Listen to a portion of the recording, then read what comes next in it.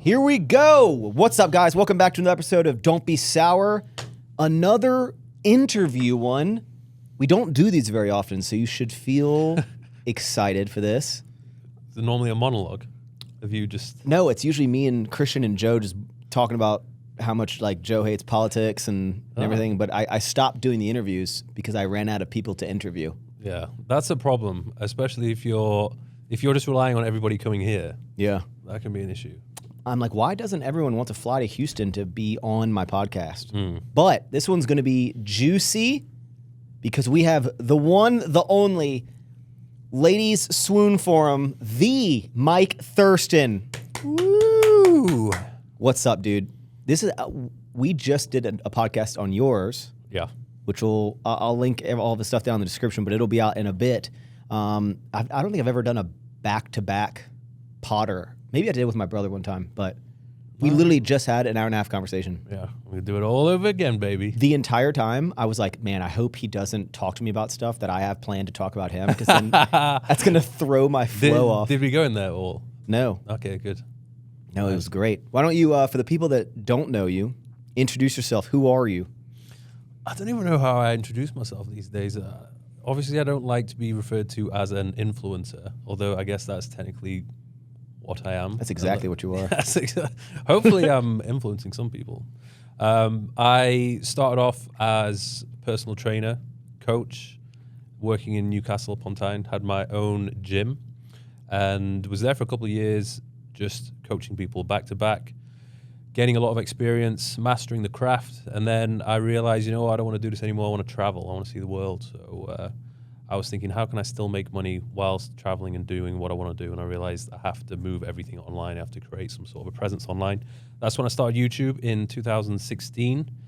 I guess I was known for making the educational videos on how to build muscle, lose body fat. And then I guess it was around 2018, when we first met in Ibiza. Ibiza. You don't see this. I know how goofy you are, and on your videos, you're like very like stern. So this is great. Yeah, I think you'll bring it out in me today. So then I started doing the lifestyle travel vlogs. Started a clothing company, released a fitness app. Then I moved from London to Dubai in 2019. Kind of became a bit of a Dubai vlogger, influencer.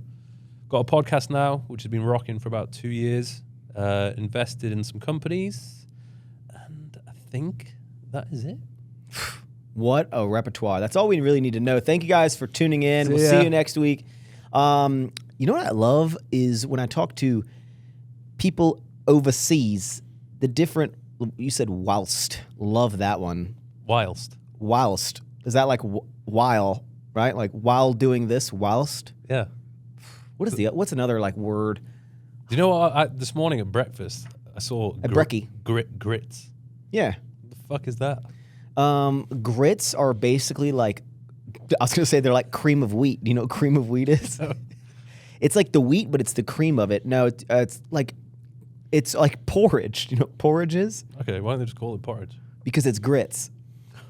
which is okay. Which is similar. Why do you think you're popular on the internet? Have you ever asked yourself that? Like, I think being in good shape originally helped. That certainly got some attention. I don't know. I actually don't know. I don't know how to say this without sounding like a fucking dick. No, you can't. Why do you think people watch your content? I think probably because I'm pretty chill. I feel like I'm down to earth. Maybe I guess it depends what type of video I'm doing, because some of the videos are either like really hardcore educational, and then other ones are more like laid back. Come with me as I travel the world and do some fun stuff. Whilst you travel. Yeah.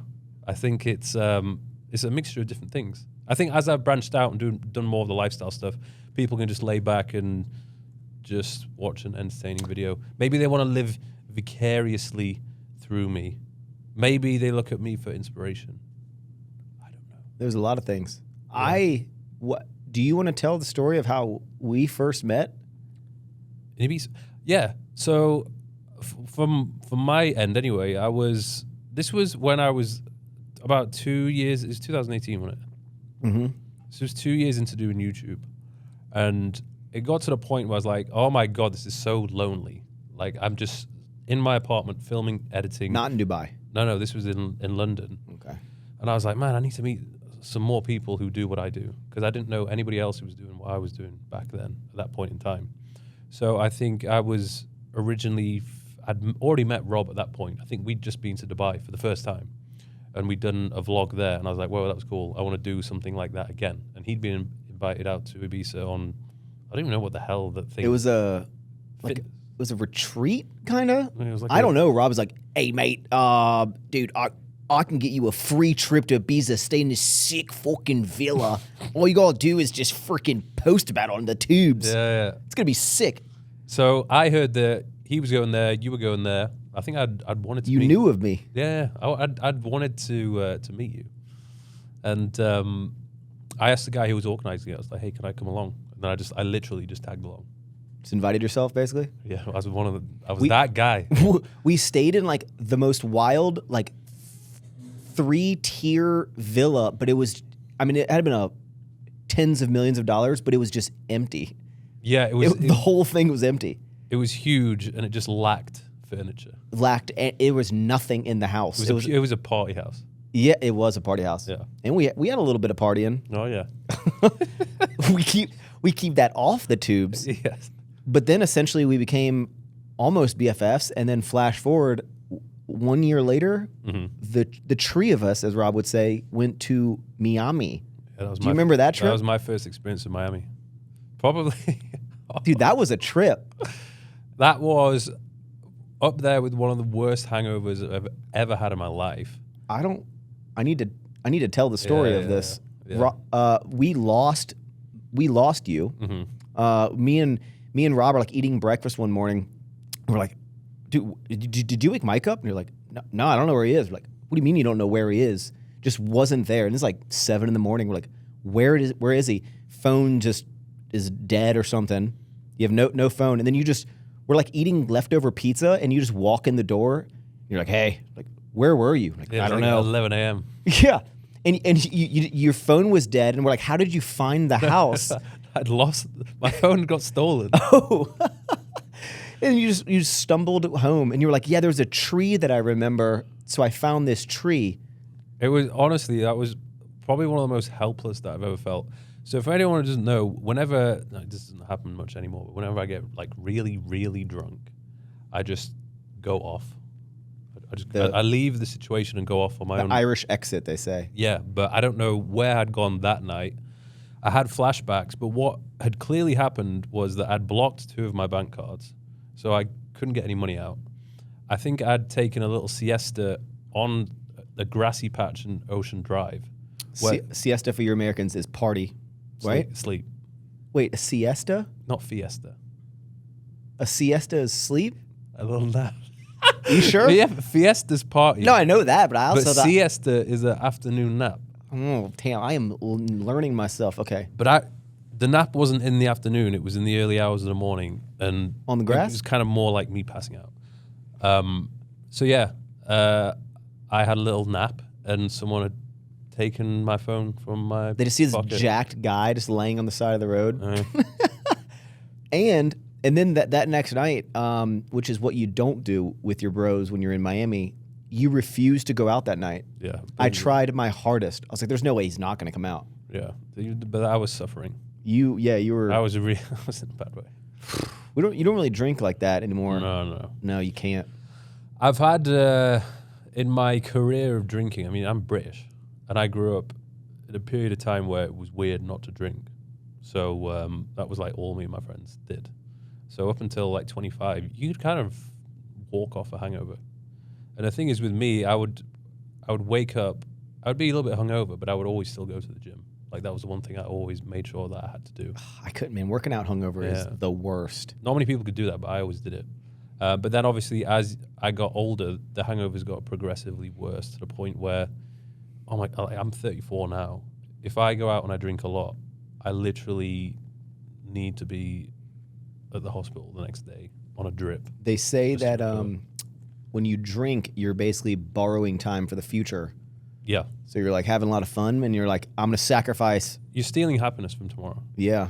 You're like, fuck tomorrow, Mike. Fiesta Mike now wants to rip some shots. But the problem is, as you get older, you have more responsibilities, and there's a lot more going on. You can't really afford to be not operating at your best. That's why I was super strategic in my younger years, where Saturdays I could go out and get super drunk because Sunday was my off day, day of rest, and then I'd be back in the gym on Monday hitting deadlift PRs. Yeah. I was like, I'm going to be a waste of space the entire day of Sunday, but that's okay. It's planned into my schedule. It's strategic. And I'm going to lay around and eat pizza and then eat like 10 grams of protein, and then I'll be back at it Monday. Did you still do it now? Or you stopped? Oh, no. Now I'm like, I'll get like I do love a frozen margarita whenever I go to get Mexican restaurants. And if I'm feeling crazy, I'll get like 2, and that's pretty much my cap. But I had a big scare. I started throwing up like a whole lot of blood. So that has... That's usually an indication something is not working properly. Yeah, threw up a whole bunch of blood, had to go to the ER. Turns out I had torn my esophagus from throwing up the night before, and I was kind of like internally bleeding. So it kind of humbled me a little bit. So now... Should probably take it easy now. Yeah, so now I'll still, like if there's like a celebration, I'll be like, okay, I'll take a shot with someone or like a shot or two, but in no planet, I don't do what I used to do. Like I won't just... You know, it's sad because I like being drunk. Oh, like, yeah. I'm like... It's the best. I'm a way more fun person when I'm drunk. Well, you're like, yeah, you're loosey-goosey. You're loose and you're just like, you're a bit of a rascal. You just don't give a fuck. Already I feel like I don't give a fuck, but I really don't give a fuck. And it's like some of the best memories that I've made, the funniest memories that I've made have been with me and my friends just being absolute rascals. And you're like, and I can only remember half of those good memories. Yeah. Did you ever get into fights when you were drunk? Not many times, because I was never the person to get aggressive or go looking for it. At what age did you start being jacked? Like what age were you like, okay, I'm pretty muscular? What age did you stop looking like me and start looking more like you? I would probably say this was the second year of going to the gym. So I would have been about 19, 20 years. Wait, you started being jacked your second year at the gym? No, because I remember what am I doing wrong? When I took it seriously was my first year of university when it was super consistent, and this was going 18 to 19 years old. Okay. But my nutrition was shocking, and I was drinking 4 times a week. So I was making progress, but obviously it could have been a lot quicker. Then in second year, I started making my own food, like cooking meals instead of just eating the junk at the university. And I was going out a little bit less. And then I noticed that I was like getting bigger pretty quick. And then I kind of made a name for myself a little bit in that city. Okay. Yeah. So you beat people up? Oh, no. So yeah, going back to that point, the only times that I'd ever been involved in a fight was because of my friends. So they were defending them or like defending them. Did you ever get pulled into an altercation, like not like saving my friend, but more so someone talks shit to you and you say, how dare you tarnish the Thirst name? Do you know what? Touch wood, that has not happened. No? No. Which I've never been in a fight. Yeah. Believe it or not, I know you look at this and think that I've probably battled many men, but I think maybe I don't have one of those faces. I don't have a punch. Not a punchable face. I was actually surprised because I used to drink so much in college, just in my younger years, like early in 20s. I drank like it was not like I was the only one drinking. Like my friends and I would go out like frequently, and I never got into altercations. Like, which is surprising, I think, because being so many different areas, drinking with different people, being like different states, different college towns, whatever, and like I never. Well, when I was living in Newcastle, it just so happened that I was going out with these guys who looked scary. So they were a little bit older than me, so I kind of saw them in a way like my older brother. They were the guys that taught me the basics of going to the gym. So one of them was a doorman, tall, scary-looking doorman. So when we went out as a group... It's like a bouncer, right? Yeah. Okay. nobody wanted to start anything. How tall are you? I'm 180 centimeters, which I like to say is 6 foot, but I don't think it. Oh. I don't think it is officially 6 foot. That's right. You can round up. With height, you're allowed to round up. Especially if you're on a dating app, you can round up like 1.5 inches to 2 inches. That's in the bylaws. I mean, you're 6 foot, over 200 pounds. I feel like at this stage, I mean, not only do you not want to get in fights, I'm really ever, but like definitely in your 30s when you start like doing well for yourself. But the thing is, though, it could sometimes it might not work in your favor, because if you look like the jacked guy, some people see that as a challenge. Oh. Not that it's really happened to me, but I know, if you're in the club and you're like a big jacked guy and you're getting attention, maybe someone else won't like that. And they'll be like, oh, I'm going to fucking another big jacked guy. Or just a fucking naughty man. A naughty man. Yeah. So you're more reserved these days. What does like an average day in Mike Thurston's life look like? I think a lot of it is really dependent upon what the content schedule is. All right, here we go. I'm going to paint the picture for what the day is, okay? You don't have a podcast that day. You're not filming a YouTube that day. Do you work out on Sundays? Yeah. I don't really see, every day is the same for me. Like, I don't have a weekend.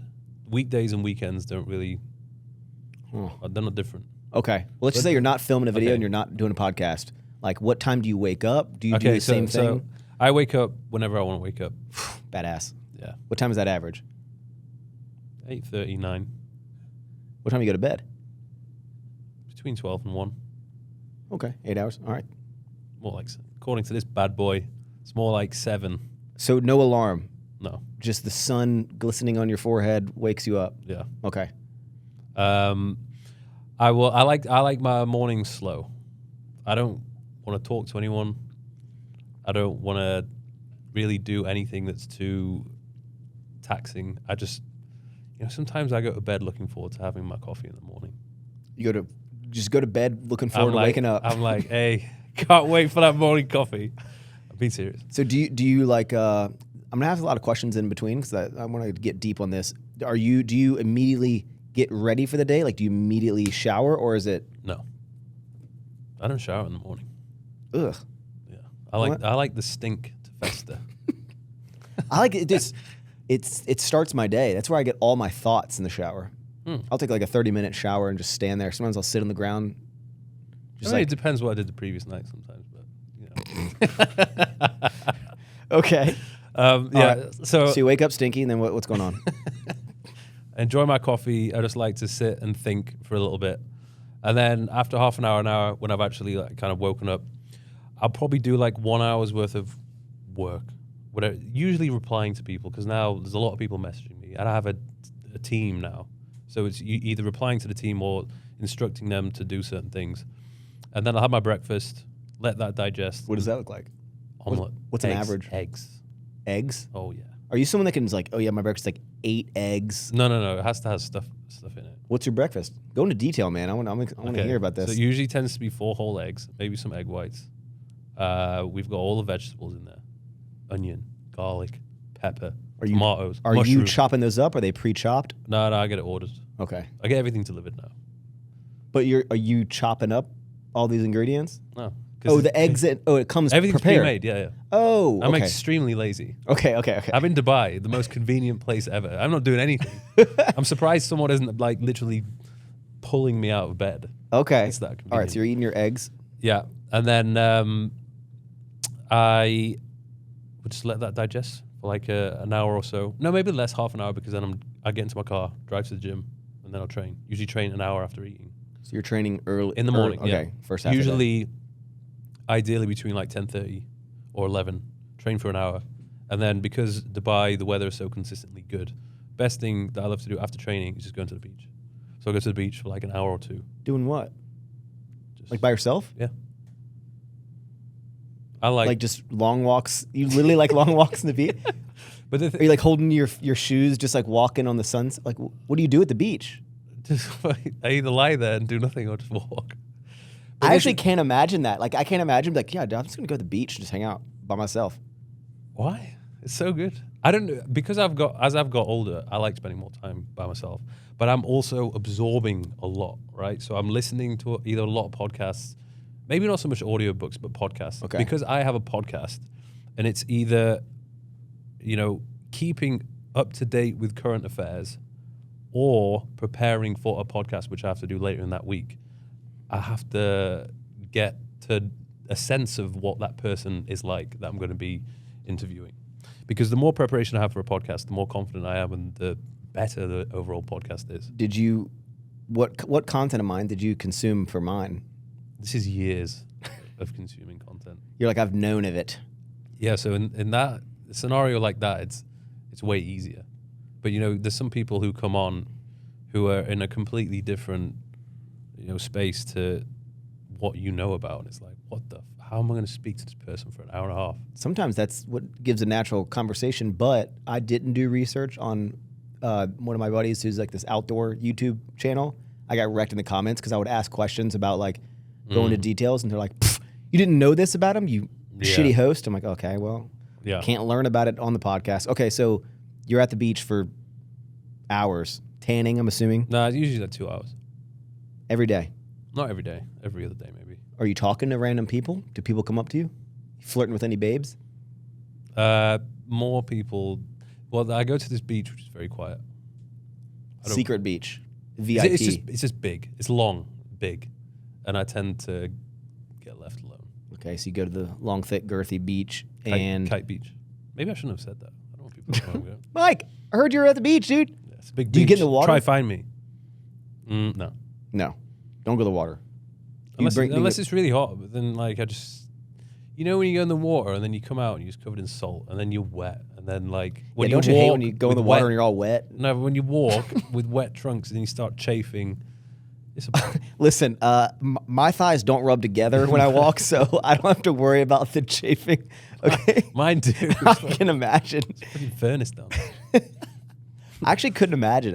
I look at like, not like I look at your thighs, but like you were like Russ Swole. And I'm just like, bro, do you have to put like baby powder? I'd put like KY petroleum jelly so like they can just lubricate between your legs. I feel like you would just like skin on skin. When I do cardio on a treadmill, I have to wear a specific type of Nike Combat pants so that my legs don't chafe. I actually strategically sculpted these leg guns to optimize the walking. Correct. Process. I want to have the optimal thigh gap or like right in between. You know what I'm saying? Okay, so you're done getting chafed at the beach. Then what? Wait, where's lunch? Hold on. You know what I'm noticing Mike is not talking about at all? Skincare. That's right, ladies and gentlemen. Do you know what's important? Skincare. Do you want to look old and wrinkly? No, you don't. Well, you need to take care of your skin. And luckily for everyone watching this pod, you have an amazing sponsor on today's episode. It's our friends at Tiege Hanley. They make amazing products. Let me tell you about them. Then we'll get back to the pod, dude.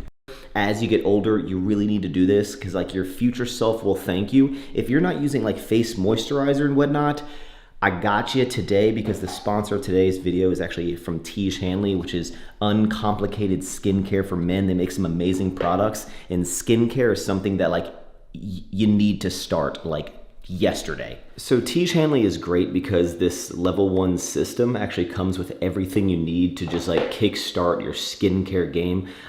After you wash your face in the morning, so they have this like daily face wash. They also have an exfoliating scrub. I like to use their super serum as kind of like the base layer, and you just put some in your hands. And I do this twice a day, in the morning and at night, and I rub this all over. And then comes layer number 2, which I just started adding in. Eye cream. Like this is super important because you don't want those like crow's feet like I pretty much have, right? And then the little bags under your eyes. So this eye cream is just crucial. So I go serum, then I go eye cream, and we're almost done. Isn't this easy? This is key. They have 2 different moisturizers, an AM and a PM. And what's special about the AM is it has SPF 20 in it. If your face lotion that you're putting on in the morning does not have SPF, change it. Try out Tiege Hanley because like the sun is not your friend. I know you think it is, but it wants to burn you alive, and this will protect your sun protect your face from the sun's damaging rays. I put the AM on in the morning, and then at nighttime I use their PM, which obviously does not have SPF because it's nighttime. And that is basically it. I wash my face, serum, eye cream, and then the AM for the morning and PM at night. I do the exact same routine twice a day, and Tiege Hanley makes it simple. Really, like, you need to take care of your skin immediately. I'm 35, and I'm glad that I started doing it a couple years ago. So get on it. You can have even better skin than your boy. And if you want to check out Tiege Hanley, you can actually click that first link down in the description to get up to 40% off your first box. And they're gonna throw in a free gift valued at $20, like their exfoliating scrubber you can use in the shower, absolutely free. And if you sign up to be a member, you can get $20 off for life. Okay, now we can get back to the pod. That wasn't so bad, was it? That wasn't so bad. By the way, if anyone watching this doesn't use face moisturization every single day, if you don't lube up your skin, your body every single day, what are you doing? No, seriously, what are you doing? Stop it. And start using moisturizer. Okay, back to the pod. Okay, so you're done getting chafed at the beach. Then what? Wait, where's lunch? Lunch on the beach. Lunch on the beach, ordered, of course. There's some cool cafes there that are healthy. What does a lunch look like for you? Usually salmon fillet, bit of rice, vegetables, or leafy greens. Okay, so far, Mike, you're at about... I've had a protein shake. Okay, I was say you're about 40 grams of protein so far. Okay. All right. After the beach, nightcap. What do you do? No, then I go home. By the time I get home, it's probably 3 or 4 o'clock. Oh, right. And then at that point, I'm doing. This is more probably like social media related. Okay. Whether it's to do with the posting, scripting, idea, planning, whatever. So you structure out your videos, or like you plan them a little bit? It depends on the type of the video, but it's more so like, okay, so what am I doing this month? Which videos need to go out when? And then a basic sort of script for what I need to say in each video. Are you thinking of these things, or do you like physically write them, or do you have like an app you use? So you know notes in the iPhone? Yeah, I'm on all the time. I have like literally loads of different, what do you call them? Like a freaking thing? Bullets? No. Like you have like different folders. Okay. A folder? Yeah, so there's like literally loads of different things. I just write down my thoughts. For like video ideas? Everything. My life. Everything. Have you written anything down today? What's one thing that you wrote down today? I didn't write anything down today. Like Max asked stupid fucking questions. Okay, so plan that out, and then it's almost dinner time. Mm-hmm. And then, okay, what's that? Then I have my dinner. What's that? Ordered, of course. Ordered, of course. And it's either, if I've already had the salmon, I like to mix up the protein sources. Getting a little crazy. Okay, what do you get? So it could either be beef, chicken, or some sort of white fish like sea bass. Again, 90% of my diet is whole food. It's healthy. Okay. Yeah. And then do you have like let's say there's no events, no social things that night, like after dinner, like and it's just you, no lovely babes that night? I'm not allowed to have a lovely babe around. Not for this situation, okay? What do you do when it's just you at night? Are you watching Netflix? Are you chilling? And how many hours is that? I don't like to watch stuff by myself, like Netflix. Any movies or anything like that, I like to watch it with somebody. But YouTube educational content, I'll watch by myself. So do you just like sit on the computer on your couch and just like scroll through YouTube? I'll watch a couple of videos. Yeah, like what is that like what does your downtime, you're not working, look like for you? So you're not watching movies, you're just consuming YouTube? I'm assuming you're not playing video games. No. You don't strike me as a gamer. I used to be big on games, but I can't. What game were you the best at? So when I was my peak gaming period, this was back in the day when everything was on a computer before. It's still on the computer. Yeah. People are still playing on the computer. I was big on like building things. So Age of Empires. Okay. Roller Coaster Tycoon. Great game. Theme Hospital. Don't know what that is. You build your own hospitals. Oh, and you're like, you get no morphine. Yeah. Sims. Okay. I think they were the main ones. Yeah, Roller Coaster Tycoon was beyond its time. So good. And then that's your day. Yeah. If you were watching, you'd probably think that's a pretty boring day. No, that sounds very normal. I mean, it sounds like nice. Like wake up whenever I want, get food delivered, go work out leisurely. Yeah. I think one of the best things about my life is I can literally do whatever I feel like doing. Yeah, I think that's what they call freedom. Yeah. It's the ultimate free life. How long does your gym sessions generally last? 1 hour. Cap. It just always tends to work out to be around that time with the working sets that I do, the rest periods. It's not like I have a timer 60 minutes later. It's like it needs to stop. It's more so like I can feel the pump disappear. And it's got to the point now where there's a sweet spot. So I have more in the tank to really push myself and overdo it. But when you overdo it, either you're pushing to failure too often or you're doing more volume than is necessary, then for the rest of the day, you feel a little bit more wiped out. And then the following day, your session isn't as good because you're still recovering from the previous session.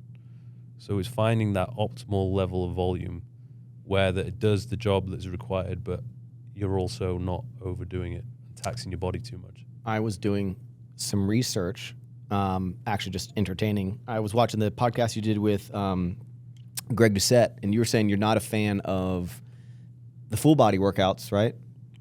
You like doing just basically bro splits? I enjoy doing like a full upper body session. Right. But it's mixing them both together. Because you got to warm up your legs. Primarily because of the amount of time it takes to warm everything up. Mm-hmm. Because I'm lifting heavy. Because this is the thing. Like if you are a beginner lifter or intermediate, you don't need to warm up as much, I would say. But when you get to the point where you're shifting pretty heavy weight and you're in your 30s, there's a lot of warming up that is required to ensure that you're not going to injure yourself. Didn't Greg Doucette say he does like one warm-up set before his top set? And I was like, that's crazy talk. Yeah, and he doesn't train that off frequently. My friend, let me ask your opinion on this, because my friend, you know David, he does this, and I think it's crazy. Let's say we're going to, I don't know what it is in kg. I'm going to get this accurate. Let's say you're working up to 38 kg dumbbells. That's 85 pounds. Let's say you're doing incline press. Okay. What would be how many sets would you do to warm up for that? Because have I already done a previous exercise on chest? This is, you just first exercise. Because David, what he does, he would walk in and grab the 22 kg, 50 pounds, do one set of that, and then, or like 5-6 reps, and then straight into the top set, where I go probably 3 sets before, like baby weight, 5 minutes medium of weight. shoulder windmills. I used to do all that. No, I do baby weight, medium weight, and then like 3 reps of a couple steps down from it. Yeah. I love how you're sitting. Yeah, it's comfortable. It's Crisscross applesauce. Yeah. Okay, so is your warm-ups like that, or do you think that's crazy too? I would probably do like an extra warm-up set. And it's usually literally I would do 3 or 4 reps. Very short rest period. Pick up some heavier weights. Do the same thing. Maybe do it one more time. One thing I've noticed, and you've told me this, is you're very whenever I watch your workouts, something that I notice you do more than anyone is, what do you think I'm gonna say? Pulling faces. No, you actually have almost no emotion when you lift. It's like, but you work out like really slowly. Yeah, slow and controlled. I think there's a difference of like, I control the weight, and then if you watch this man work out, I mean, it's like it's robotic. I mean, it's slow motion. Yeah.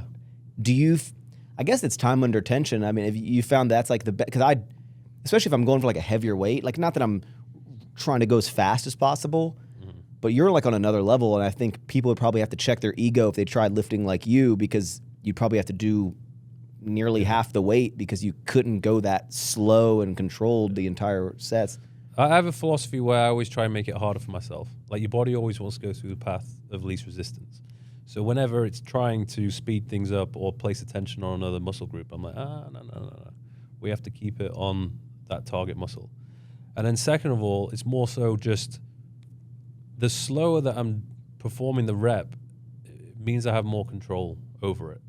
Like I'm minimizing momentum, and I'm ensuring that the muscle I'm trying to target is actually doing all of the work.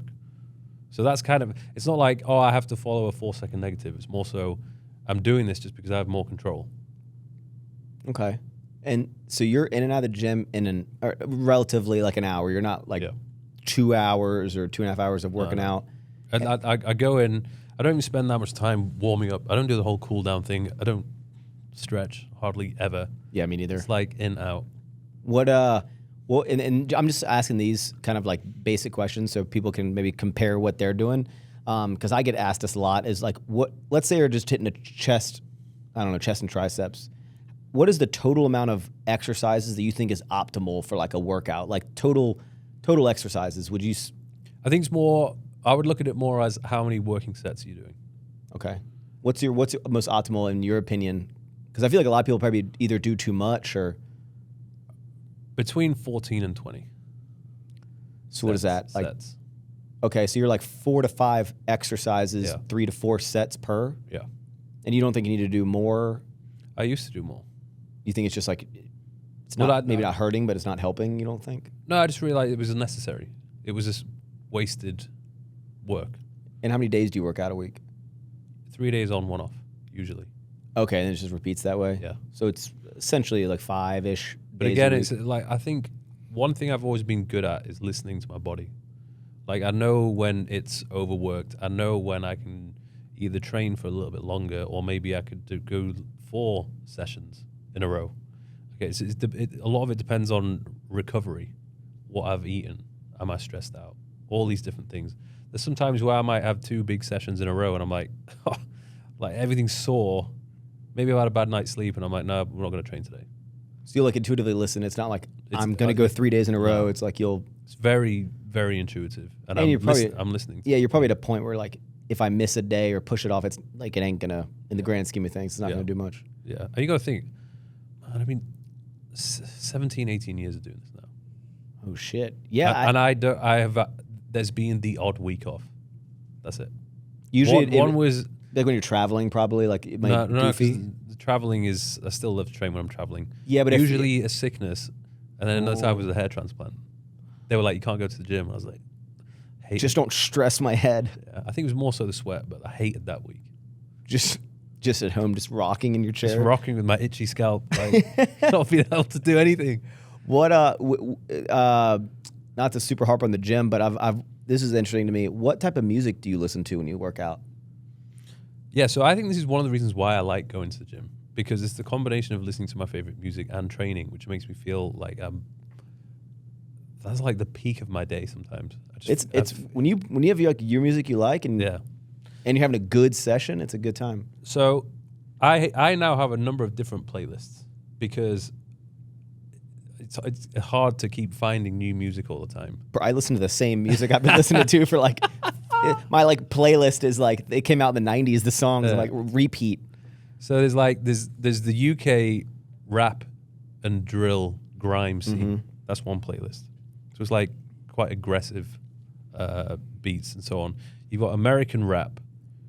Don't really like new American rap music. Who's your favorite American rapper?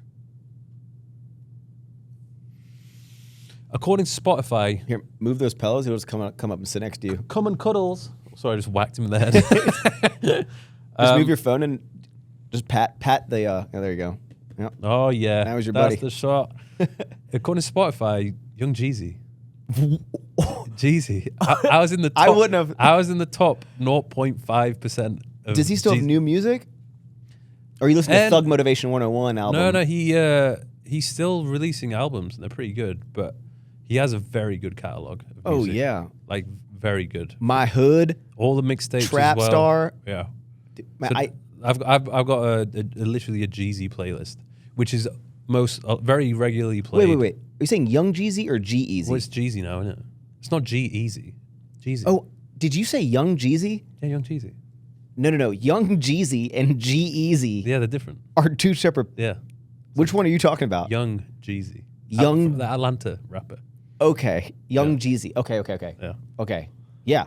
Great rapper. Yeah. Do you listen to any like rock music? Are you like a rock when you work out? Well, thanks to my photographer, he got me back into it. So a lot of old Linkin Park stuff. Okay. Yeah. I don't know the name of the artist because the Spotify recommendation thing is so good. Yeah. You pick a song you like, you play it, and then it just suggests all these other cool songs which are kind of similar. So I have a playlist. I don't listen to it that much, but every now and then, maybe I'm feeling a little bit emotional, need that extra kick in the gym, I'll put on some rock music. Spotify is so good. Whenever you're like, I'm going to make a cool playlist of something, it's like someone's either already done it or Spotify has it, and it's better than it's going to include all the songs and more. So you just got to let it. Sometimes a little bit. I've got drum and bass every now and then, and then old school hip hop. See, I'm a rocker through and through. When I work out, I like rock, kind of like metal music. Yeah, like Metallica, kind of. Do you know these bands? Did you ever sometimes come out of the gym and like you're driving home and you're playing that music and you're like, no. Bro, when I'm just like, especially like recently, really liking some old Metallica songs, but I just love just like like Avenged Sevenfold. If you had to pick a decade of music that was the best, the 90s. I would say 90s, early 2000s. I would say 2000s, 2010. Yeah. There was some banging music that came out. Yeah, it's all better. When G-Unit was in their prime. Yep. A lot of R&B was a thing as well. Oh yeah, I mean even the movies were better back then. That's why I like to think that if you're 35, everyone thinks that they're in the best generation, but we were truly in the best generation. Yeah, we were. Because we also got to experience not having all the technology, and then it implementing and changing our lives, and then seeing it upgrade to what it is now. Mm-hmm. So we've experienced it without it, like in the quote unquote struggles of like not having it, having to do like shit without the help. The teenage years with no social media was nice. You could do anything. No one was going to film it. I always think it's so crazy. Like back in the day, you'd be like, hey, mom, I'm going to my friend's house at 9 a.m. I'll be back in like 7 hours. I don't have a phone or anything. See you later. It's like, okay. See you later. Good luck. Nowadays, everyone's like, oh, you're going to get kidnapped. You're going to get killed. You're going to get like, I need to know where you are. Let me see your location. Everyone was very present as well. Very present. You had to be. Yeah. There's no device to look at. And now everything's switched, and now social media is kind of taken over, and you're not one of the few, but one of the limited, and at least like the fitness world that I think has been around for a substantial amount of time. Dude is just chilling. He is comfy with.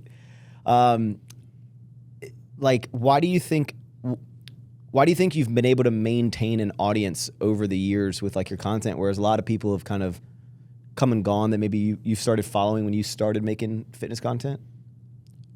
Yeah, why are you so cool? I don't know, because I noticed this. A lot of people come and go. Yes. The hardest thing is to maintain some sort of relevancy for a long period of time, because maybe you do a thing which is trendy for a couple of years, and then people just get bored.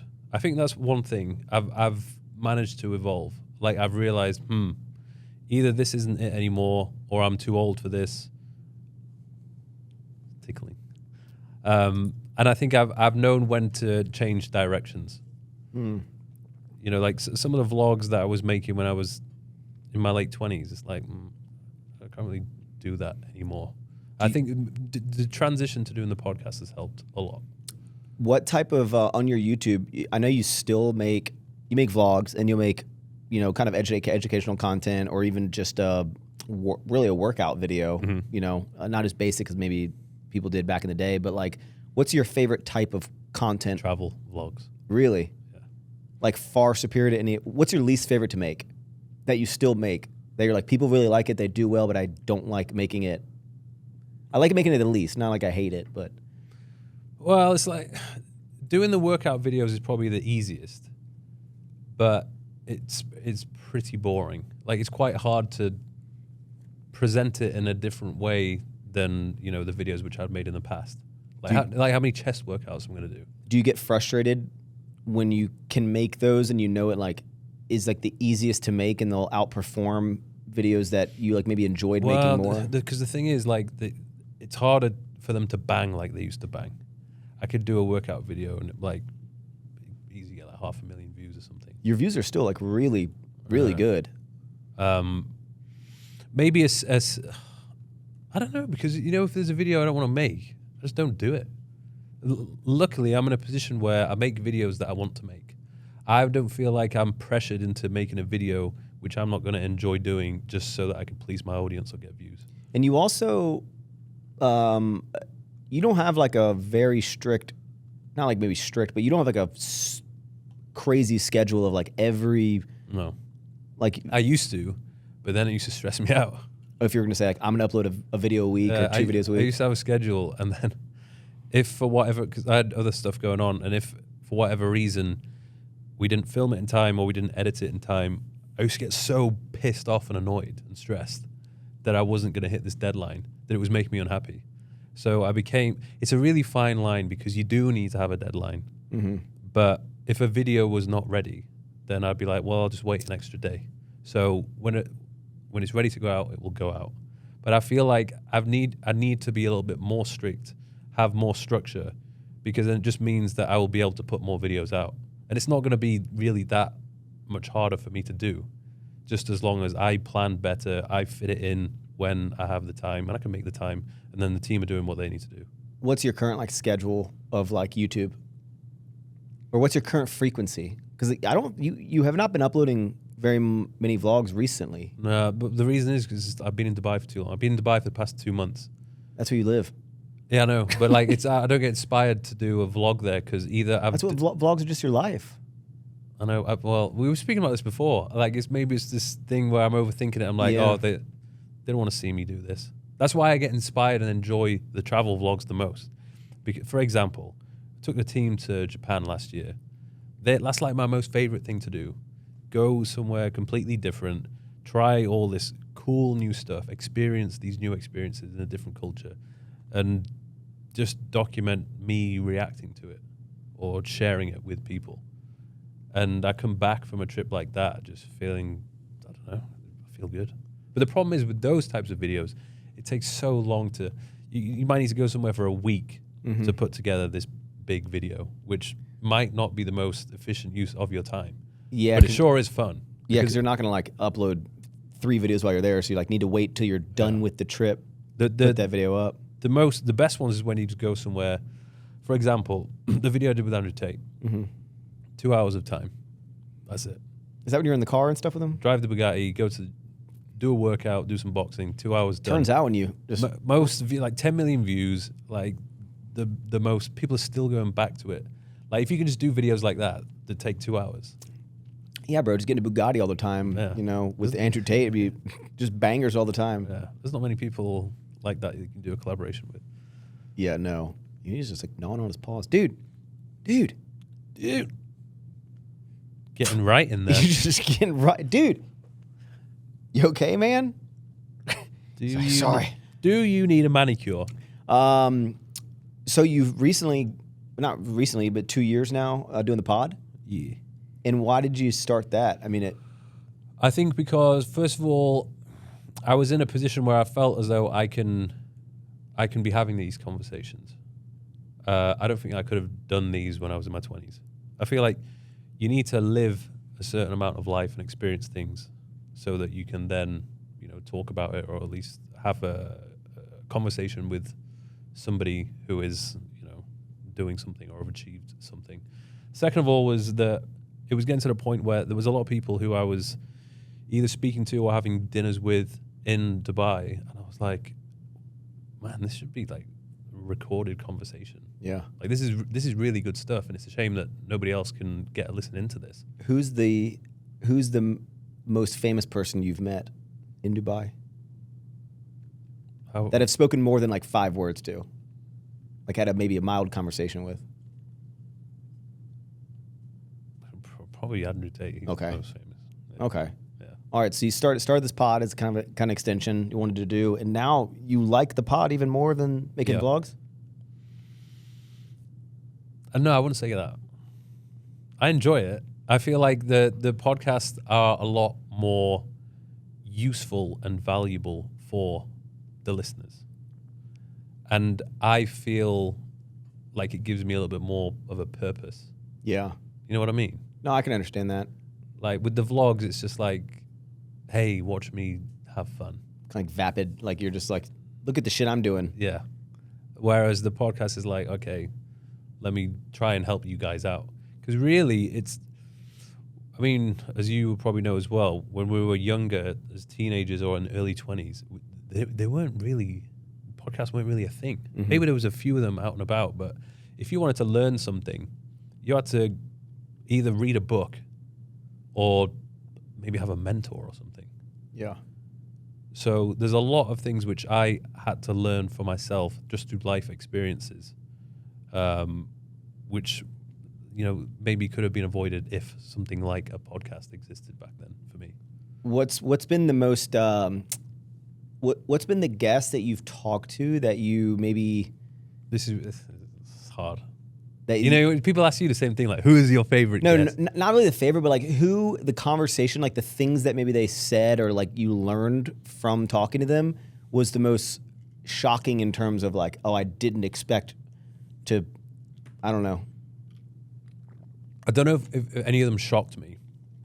There was a few where I was let down and disappointed. Oh shit. We won't name names. But there was one recent one that stood out was Arthur Brooks. So he's a happiness expert. That was like it was a powerful conversation. I gelled with him a lot. And it was just like, it did all right, but I felt like more people need to listen to this. Because everybody wants to be happy. Everybody's struggling with either depression or happiness. And if people actually look into it a little bit more, you know, it just makes a lot more sense as to why they're feeling the way that they're feeling. And the solutions that they think are going to make them happier are not it. I need to go down the rabbit hole and listen, because essentially how I look at like podcast people that I follow, I am like, okay, do I know this person, right? Or have I heard of this person? Oh shit, and I know Mike, let me like listen to this conversation. But I skip over all the ones of like, I've never heard of that guy or girl, you know, happiness expert. I don't know what that is. I wanted these like nameable names, but I definitely, because I'm always like searching for content on YouTube to watch. I really like watching YouTube content and listening to it, even listening to podcasts when I'm driving. And now that I've essentially run out of all the waiting for like the next one to come out, I want to go down the rabbit hole of like just actually more like maybe eye-opening conversations that people have. Well, another reason why I like it as well is it's probably the best thing that I've done for my own self-development. Mm-hmm. So even before speaking to a guest, I have to do a certain amount of prep beforehand. So I'm educating myself about their world. Then I have the conversation with them, and I'm like having a one-to-one with an expert in their field, which is pretty amazing. Like I would not have the opportunity to do that if I didn't have the podcast. And it's been very good for my people skills, I think. You know, did you ever get it when you did your first one where you had a bit of imposter syndrome where you're like, I just filmed all my closest friends when I did it. So it was like Christian Heidi. So I went straight in and did the founder of Whoop. Oh shit. Yeah. No, I remember that. So the first few I did, I was like so nervous. I was like, oh my God, like what am I doing? Like I can't do this. Well, because you want to ask them questions that maybe aren't like it was scripted answers on very like serious conversation. But then you just get better with time. I think a lot of people will look at me and they think that I've always been the way that I've always been. But in reality, I was a very different person before, you know, being confident on camera. I used to hate being on camera. Yeah. I used to hate public speaking. I don't like the word shy, because people say you're shy. It was more so I was just very reserved. If there was you could like open up all the way? If there was a group of people, you know, having a conversation, I'd be the guy that doesn't say anything. I just sit there and listen. Surprisingly, like I'm still like let me ask you this, because this is a situation I get in. Like I think people watch my videos and I can talk like a mile an hour or a mile a minute, and like I'm always, you know, I guess trying to be the center of attention on a lot of things, and I'm always chatting it up. But if I went to a party and I'm with one person that I know, okay, and let's say it's all, I don't know, just a party rat. I don't know anyone except maybe two people I'm with, one person. And they are like, hey, I'm going to go to the bathroom real fast. Like, I'm just, oh, fuck. Like, I'm standing there just, like, you know, looking at the weather app on my phone or something like that. Like, Can you like I have friends, not only my wife Taylor, but my friend, my buddy Daryl the dentist. I can like plug them into any group of people and they can just become best friends and talk up a storm with complete strangers. And I like admire that so much because I can have podcasts with people, but I won't go chat it up with random people at like a party. So in that scenario, would you stand by yourself or like, hey, dude, I'm gonna run. Are you cool here for like 30 minutes by yourself at this party where you know no one? Yeah, so this is the thing. Like, if I get invited somewhere and I don't know anyone that's going, and I've got no one to go with, like, I've got to psych myself up for that. Yeah, because you're like, who am I gonna talk to? Yeah, but usually, if the right people are there, it ends up being like really cool. It's the build up to it, and maybe the beginning where you're like, this is so uncomfortable. But I think because I've become more confident in myself, and I've become a somebody, it feels a lot easier. And I've noticed this. People come to me. So I don't need to I actually stand there by myself and someone will recognize me or someone will make an intro and then I'm just speaking to all these people without me having to really make much of an effort. But that's because maybe I'm going to these things where there's the right people there. Because if I was going somewhere, maybe it's not my type of people or a crowd that I'm not necessarily interested in, then it'll be much harder. I don't think I could go to an event where I don't know anyone. Yeah. Nope. No, I'd feel stressed out. Yeah. But back on your pod, a guest that you've had that I'll listen to with my wife Taylor a lot is the Sadia Khan. Yeah, Sadia Khan, yeah. Phenomenal, because I watched the first one you had with her and the second one, and that's something that like I didn't think that'd be like really, really interested in. Of like, I guess she's a dating expert, coach, like relationship type of person. Relationships are so fascinating, I think, because I don't think anybody's really got it figured out. And everybody's so different. The dynamics of a relationship and the combination of different partners that you could be with. Like what might work for one person, if you behave the same way with another person, it might be an absolute disaster. And it's one of those things where I'm continuously learning so many things with each relationship that I have. Well, I mean, a prime example is like, I was single for a long time and then met Taylor together for 3 years, got married. And sometimes I'll be like, wow, we get along great. Don't argue. We get along. We've spent every waking second together for years and just get along. And sometimes I'll be like she's had relationships prior and I've had relationships prior and they haven't worked out. And it just shows like how the incompatibility, because we get along great. And you're like, man, how did all of the previous relationships fail if we're essentially, we've learned, and evolved a little bit, but at the core, it's not like you've changed. Yeah, you're relatively, like, you've learned maybe things you shouldn't do, but like, you're kind of the same person. You're like, how did it completely not work with X, Y, and Z person before? Same with your your partner. It's I think what I've realized is it really is about finding the right person for you. Who will like you for who you really are. Like, you can be 100% yourself. You're not trying to be somebody else. And they just love you for who you are. Do you think that there's a right person for everyone? Do you think there's like do you believe in soulmates? No. Why don't you believe in soulmates, but you believe there's like a right person? Because I think there's, on the planet, I think there's probably quite a lot of people who would be a good match. Oh. I don't think there is the perfect. Maybe there is though.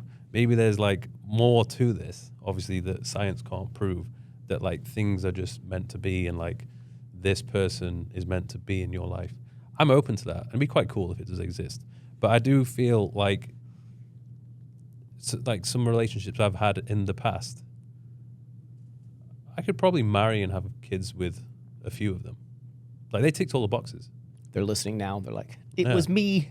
Which becomes a bit of a source of confusion for me, because I'm like, man, was that the right person? Should I be with that person? but I feel like I really feel like I haven't met that person yet. I feel like they're gonna come.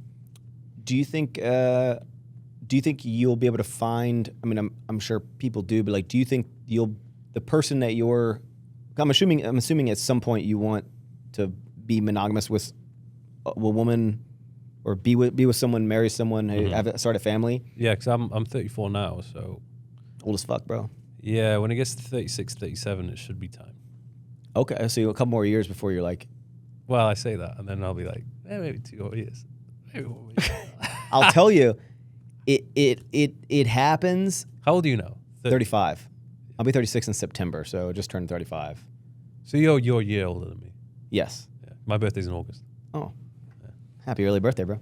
So far away. Or a happy belated birthday, yeah.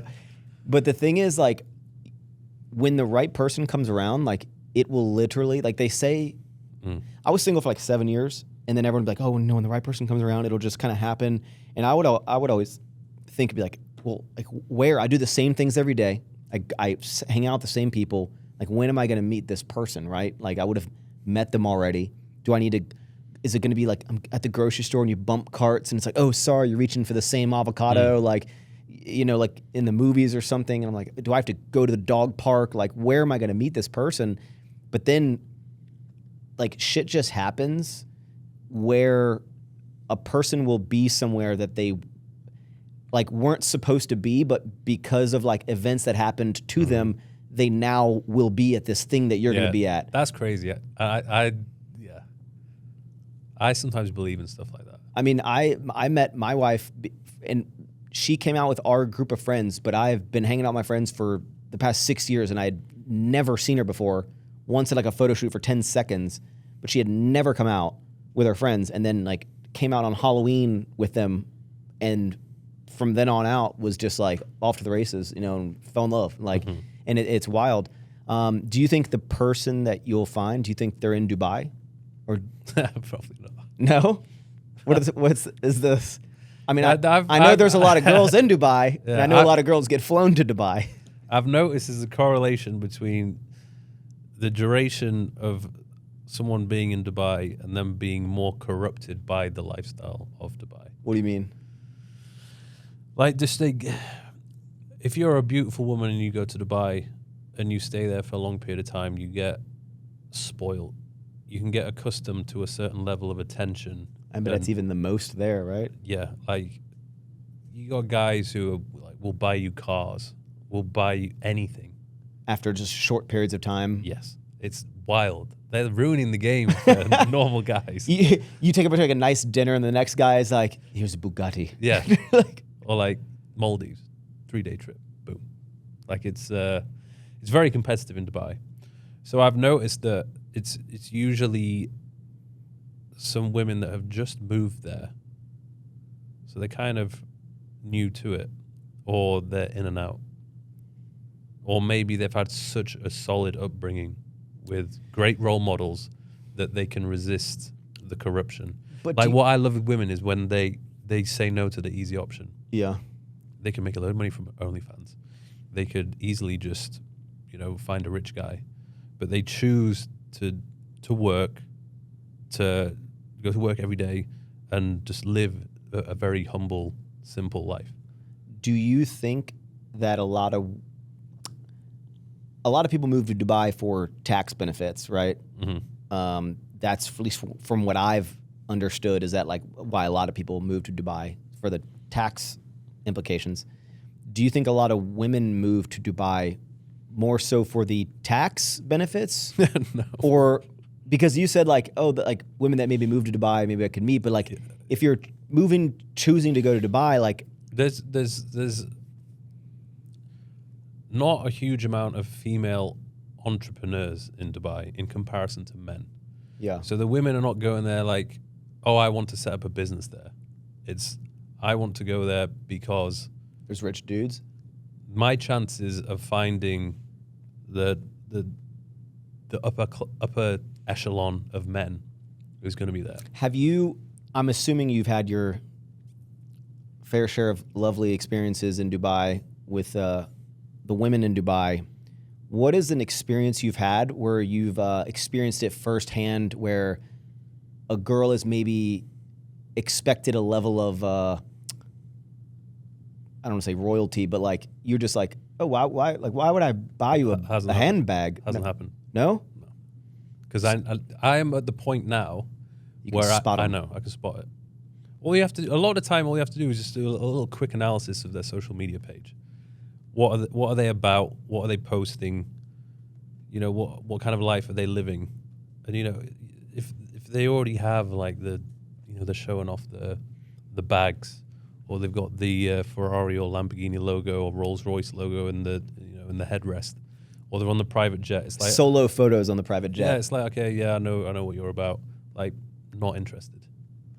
And what I tend to do as well is, again, I'm better at reading people because I'm older. I never go on like a really expensive first dinner date. I don't set the bar high. McDonald's. The first date is very simple. It's either a coffee or walk on the beach. I just need to get 15 minutes, 30 minutes of conversation with them to see, is there a spark? Is there a connection? You know, is this the type of person I want to, maybe go on a second or third date with? There's been a lot of them where it's been like, okay, yeah, no. A lot of quick flings. No, but I don't even go that far. It's literally, we have the first date, we have a nice conversation, but I'm like, no, I'm not pursuing that. What's the thing? What are red flags that throw out that make you, because you said you haven't gotten to a point where you've been with a girl who maybe is expecting more from you, maybe financially. But this is the thing, though. Okay. Because maybe they hide it well. So you just think at the core, all the women in Dubai eventually are going to get to that point. No. And you just know when to cut the cord beforehand. Because if you haven't gotten swindled into like buying jewels and bags for girls, why have the flings that you've had, like why have none of them lasted longer, you think? I don't know. I just think because it's two reasons. One is because I'm just not looking for a relationship. I'm literally just want to have some fun.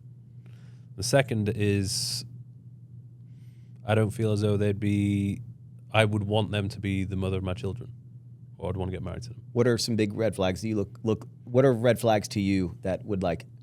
What are your maybe top 3 that are like a nope? Well, obviously, unloyal is not good, but you can't always know if someone is loyal or not loyal. Lying, being rude, or not being appreciative, and someone who isn't resourceful, who lacks common sense. Because I always think about this, like, I'm going to be busy, I'll have things to do from time to time. I imagine this person with my child or 2 of my kids, are they going to be okay? Like, can they take them to school? Can they, make them dinner? Can they look after them without me needing to be involved? And there's a lot of people who I think are just, they've got a lot to learn on how to be a mother, a good mother. So you say you're 34, and you are jokingly saying maybe around 36, 37. So when you find a woman that you're like, okay, I vibe with this person, let's say it's at 36, let's just say your timeline's happening out, how long do you think, you won't be able to plan it, but like how long do you think you would be with the person before you go, okay, I'm going to have children with this person? Good question. 2 years or longer? I'll tell you, you'll know when you find the person, like you'll know. Yeah, but like maybe a year.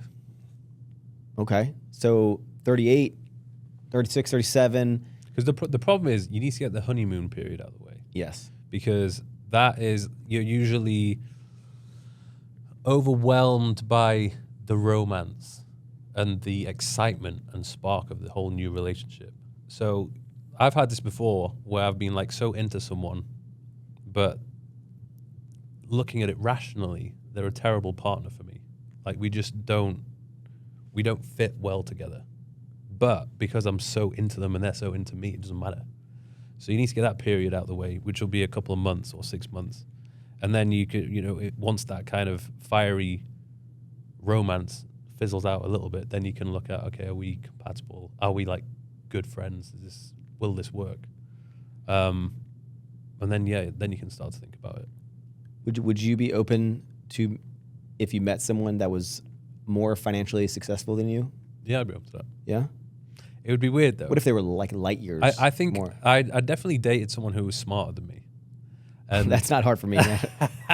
and I was, yeah. How did you know? How did because I couldn't keep up there. she would just use words, just like She was going like deep on some stuff, and I was like, "What are you talking about?" hey, do you want to get some dinner tonight? She's like, what is that? What does dinner mean to you?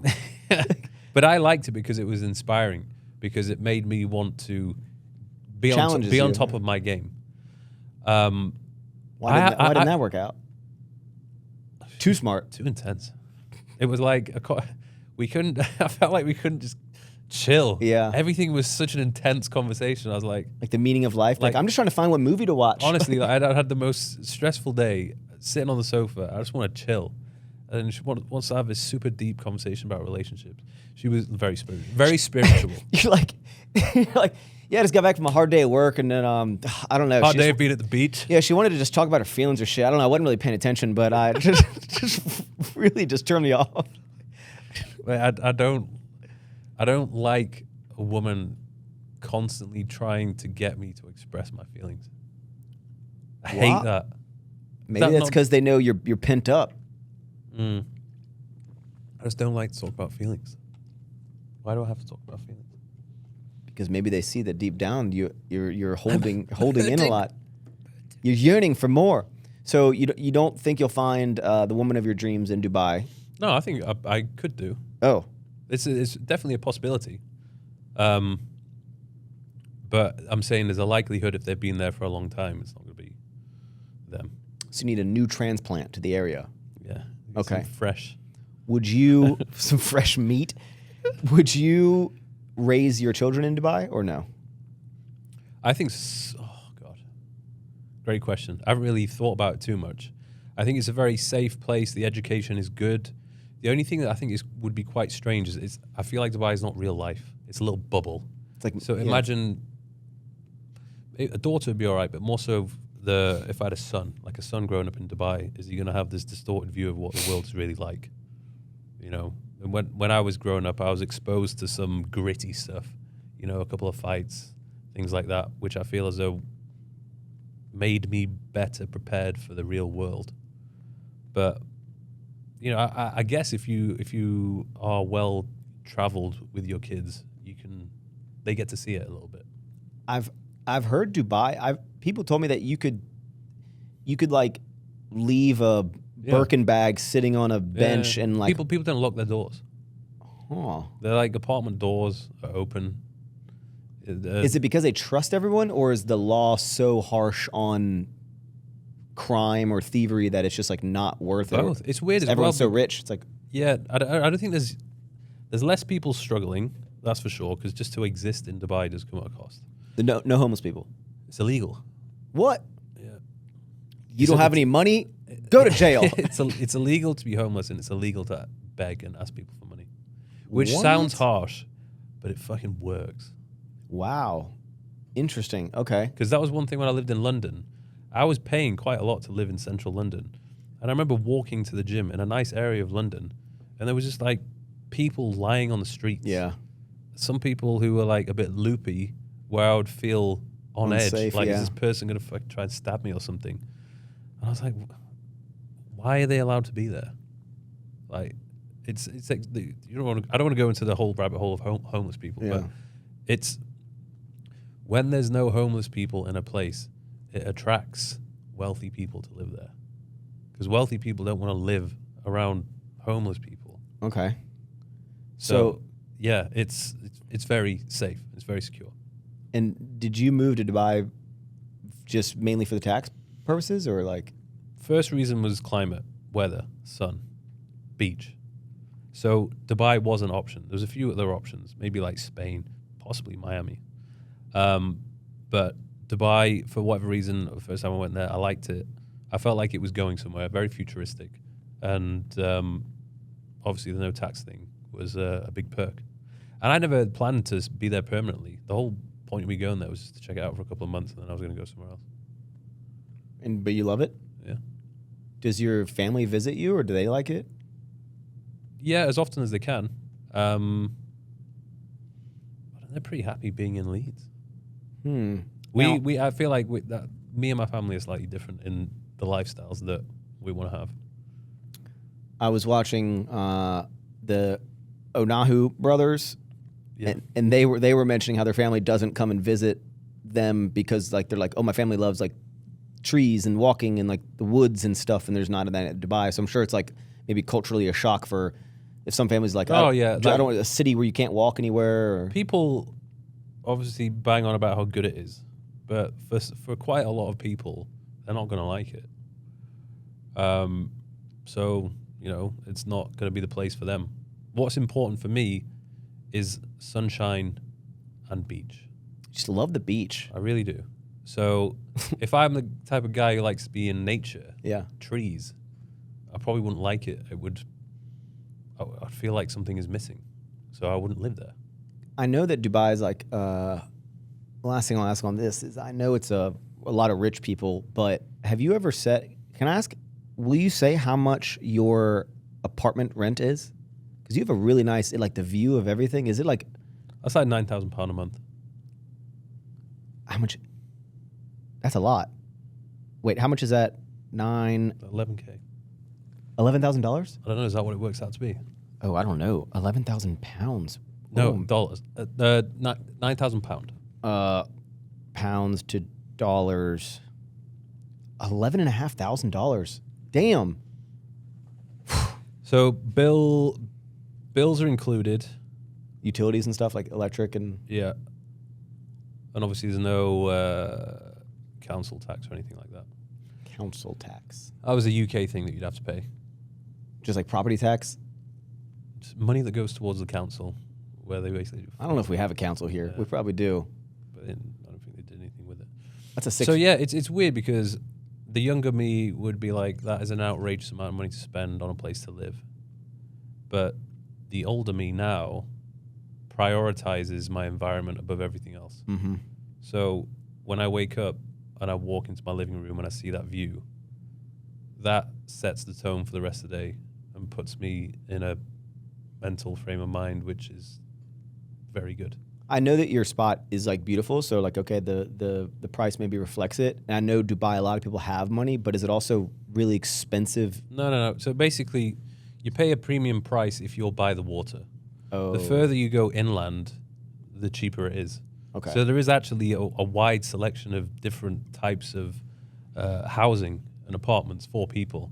So if you wanted to, I had this debate with my accountant. We were trying to figure out what is the absolute minimum you need in Dubai to have a decent lifestyle.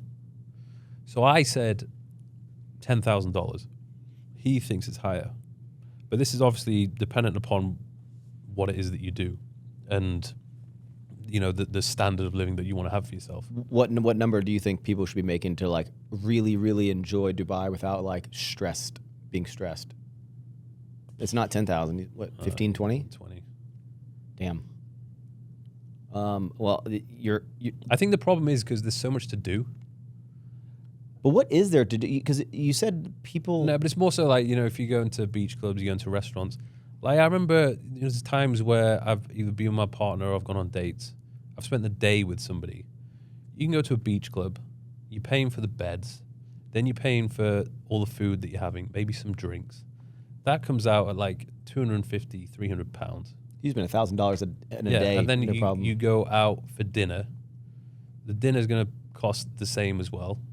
Maybe you do something else, and then you're nearly racking up $1,000 bill every day. And it's a Tuesday. Yeah. Oh shit. And the thing is, as we said before, the women have come accustomed to that style of life. Yeah. And that is the bar, the absolute minimum in terms of date quality that they're expecting. It's like 5-star restaurants, beach clubs with a cabana, bottle service. Yeah. So it's competitive. Oh, I can only imagine. Yeah. I mean, it's probably the struggles. But I mean, you're not looking for. You're open to if the stars align and Mercury's in Gatorade and, you know, you unite with someone, but you're not like, I need to find a partner. No, because the problem is, I know, it may not always be the case, but to have a successful relationship, to have a partner, requires time and energy. Yep. It requires your time and attention. And there's certain periods of my life where I have been in relationships and I've given them a lot of my time and energy, and that has come at a cost with my career.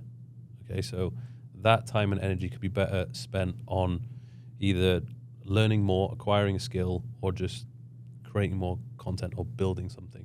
So you kind of like respectfully, but you're kind of Well, you're selfish with your time at the moment. Like, yeah, people. Some of them have said like you're selfish. I'm like, yes, it's important. I am. I need to be selfish because I have a team of people that need to be paid, and if I don't look after myself and my team, then everything's gonna go to shit. I mean, the way you spin those, and what I used to say, because I believed it, is like, I'm so selfish with my time that like it would be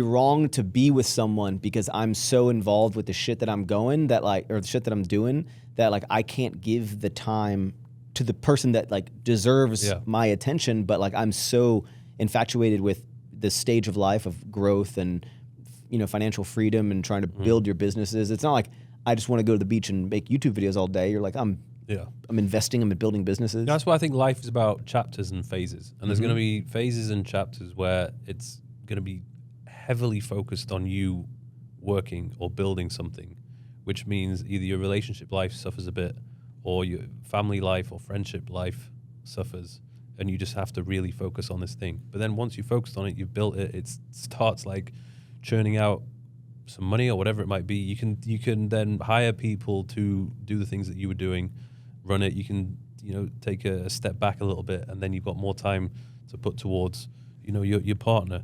Like, imagine you with a wife, 2 or 3 kids, trying to scale your candy company. Like, fucking, maybe you would have been able to do it, but harder. Yeah, and then for you sure. would have always been thinking in the back of your head, like, oh man, like, you know, it's 9 p.m. I'm in the office. Maybe I should be at home with the kids. Yeah, no, for sure. And I agree with you with the buckets of life and the chapters. I looked at like the first 5 years of life, or 5 years of life. The first 5 years of like my entrepreneurial journey was like starting YouTube, then quitting my job, opening a gym, starting a clothing company. And then the final piece of that 5-year chapter was like, I'm gonna make a decision to move to Texas. Next 5 years was, you know, starting my candy company, starting my candy company, you know, it going completely balls deep on social media in terms of just like trying to grow businesses, meeting my wife, getting married, and then selling my company. And then that was a 5-year period. And now that's why it was kind of easier to make the decision to sell Sour Strips, because then I was like, okay, I'm ready to move into the next 5-year bucket. Because I kept looking, I was like, man, a lot has happened, 5 and 5. And the next 5 years is like, okay, I'm married now, getting a little bit older, don't need to rely on going hardcore on the socials. Maybe as I have my rhythm now, you know, I don't need to, you know, be going to 17 expos during the, you know, during the year and all that. Now I'm ready to like be a dad and be, you know, be a good husband to my wife that I'm like committing to, that I've made these vows to, and I'm like ready to start a family. And I'm like, I'm ready for that next chapter of my life, the next 5 years, because I think that's going to be transformative years. And I don't want to live the same life the next 5 years that I did previously, especially when I started having kids, where I'm like, I want to be at all the things. I don't want to have to be like, Daddy's got to go to work. You know, I want to be like, okay, all the work that I put in is now I can. You can pick and choose when you're going to do the work. But I think that the most important thing is finding someone who gets what it is that you do. Yes. Like, okay, this is your life. I know you're busy. I want to be a part of it, and I want to help you, and I want you to succeed. I'm not going to like pull you away from it and demand your time and attention. Like, I'll support you with whatever you need help with. They want to be an asset, not a liability. Yeah, and then, you know, if they are the right fit, they can come along and join. You know, if I am traveling or I'm doing podcasts, it'd be cool to bring them along with me. That's the way I look at, I mean, Taylor is when I met her, I was so worried that like finding someone would slow down. I actually made a video like a couple months before I met Taylor of saying like why I don't get a relationship, because I was like, I'll get slowed down. I'll let off the gas. I can't do that. Like it's impossible because I'll have to give them time and all these things. But when you find the person, they add value into what you're doing, right? They're aiding in what the goals you're trying to accomplish. They mesh well with like your life, your friends, and there's give and take on both sides as well. As like you still help them achieve the goals and aspirations they do, and I you want imagine to. she had her own stuff going on. Yeah. She had her own friends. She had I don't actually know what she does, but I imagine she had her own stuff going on. Yeah. She's not just sitting around the house all day like, when are you finished? No. She was Miss Texas and a huge in the modeling pageant world. She won this pageant called Miss Texas here, so it's like she competed against all these other girls and was Miss Texas for like 2 years, and so that was a huge thing. And she did like all the modeling, and now she's just like me, like ready to like let's slow down a little bit. You know, we've achieved. She wants kids. Oh yeah, for sure. Yeah. No, her future aligns exactly with my future, which is like the most important thing I think when you like find that person. You ever argue or no? A what? You ever argue? No, I mean we definitely have had. We'll definitely get like if we're like traveling and there's like lack of sleep, we'll get maybe mildly snippy if like we'll get like frustrated maybe, or if someone. We spend too much time together nonstop. No, we spend all the time together, and that's how I knew we were like. She was the one for me because I spent years with her, traveled with her. She was the first girl that ever lived with me. I never lived with. Like girls would stay, but I never asked a girl to move in. Never moved in with a girl. So she was the first one that I was like, after like 6 months, 8 months of dating, I was like, I didn't want her to leave. So I was like, stay with me. Please stay. Yeah. And then living with her. And it's like, again, nothing she did, like I thought it would be a detriment to everything I'm doing. And then it turned out to be like, oh, she's helping everything that I'm doing. And on top of that, I love hanging out with her and I love spending time with her. And I don't get, like, we spend like, all the time. And when I travel for work, whatever, she comes along with me. She supports. Like if I have to have a Sour Strips event, she comes and helps at the event and she like wants to be a part of like everything that I'm doing and like wants to support me. So that's why she's like the best. So, but she got any friends? She has a lot of friends. Yeah. But I tell you, it's hard. It's hard for like until you find the person that opens your eyes to like, oh shit, like this is what like people are talking about when they like say like when you find the right person. Until that actually happens, and you'll know when it happens. See, it's impossible to wrap your head around that could happen. Yeah, because I was like that, and then I went on one date with her in 2021. Yeah, hope I can fuck this up. And on Halloween, October 31st was like we met 2 weekends prior. Kind of flirted a little bit. Asked her out on a date, went on a date Halloween, and from that moment on, never talked to another person. Like it was just went on first date, went on the date. We sat at this restaurant for 4 hours. Yeah. See, I think I've been close, but not there. So I think it's to come. I believe that you can find love, brother. Oh no, I've had it. I've been there. You're heartbroken? Oh yeah, I've been there as well. Did you fuck it up or did? Both. It'd be like that sometimes. It's happened more than once. It's a great feeling. It is a great experience, but it's also fucking devastating when it finishes. But I'll tell you, I've had the like love feeling of like earlier in my life, like in college, not any time in the past, like long period of time before. But then you'll a lot of times you'll be like, oh, you know, I'm never gonna find anyone like as good as this person. But then like. Oh, you do. When you find the actual right person, you're like, it's kind of like when I met Taylor. I'm like, man, she is way better than any other person that I've ever met by far in my entire life.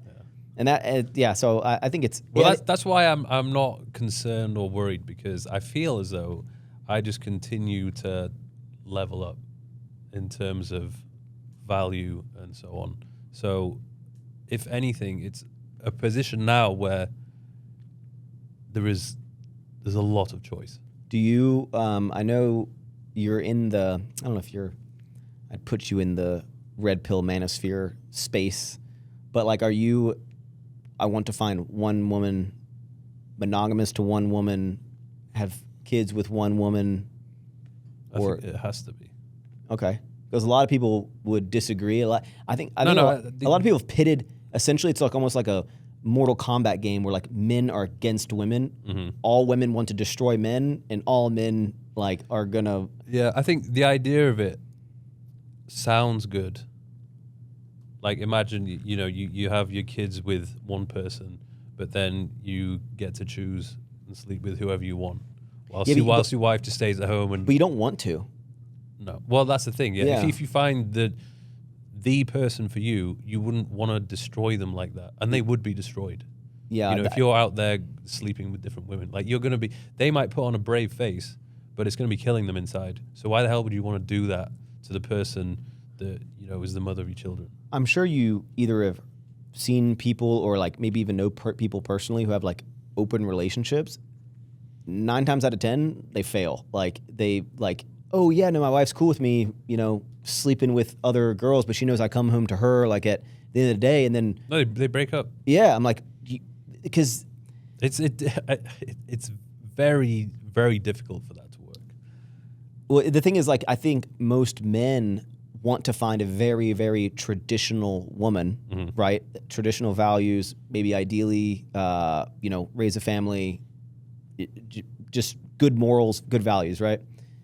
But then they want to find a girl who has very traditional values, but also will be cool with them sleeping around. Yeah. Like, where are you finding these people? Like, you're not going to find that many girls that are going to fill all the traditional values. Yeah. Why do you think like men and women are so? Why do you think the red pill space is so like all women will destroy your life, take you for everything? I think that they've either had terrible experiences in the past and they've been damaged by it. And I think a lot of these red pill guys are probably not that desirable in the first place. So they're not having much luck with women. So they take it out on women as if they're the problem. But in reality, they actually need to sort their own shit out and work on themselves, their appearance, their job, their career, their mental health, whatever it might be. I think it's difficult because like you've got like the majority of women who want the top 10% of guys, mm-hmm.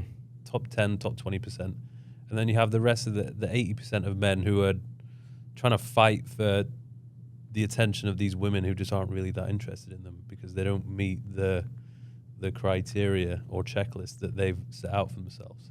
So they just want to hate women when they really just need to focus on being the best version of themselves. What's like the biggest piece of advice you would give men who want to find the best possible woman? You just got to... Like, how do you become the best version of yourself as a man? Always striving to be better, right? So I think as a teenager and in your 20s, it's just going to suck.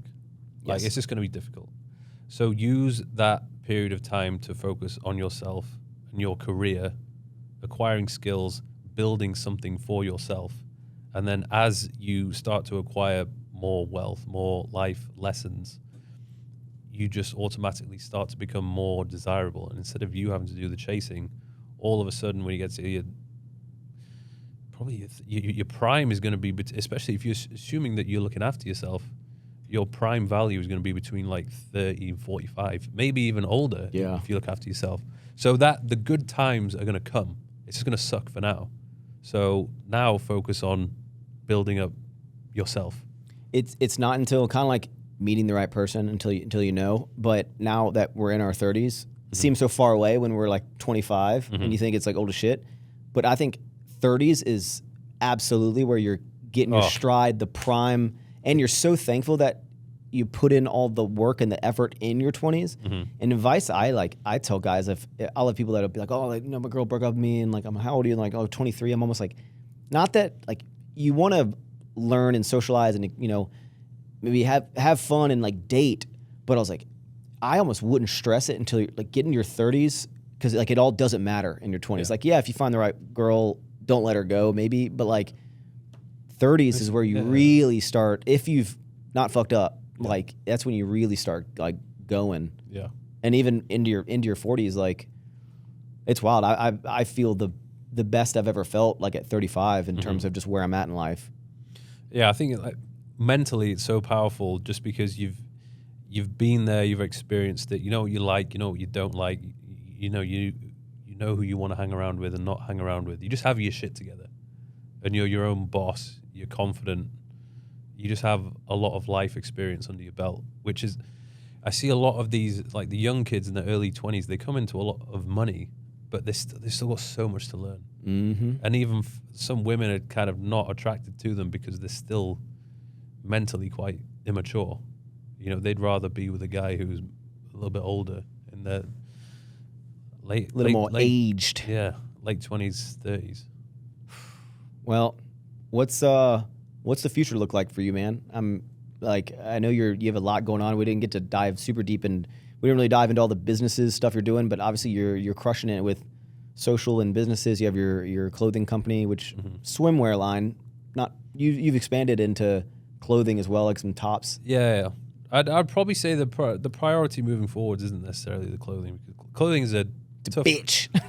It's a tough one to crack, and like I would only really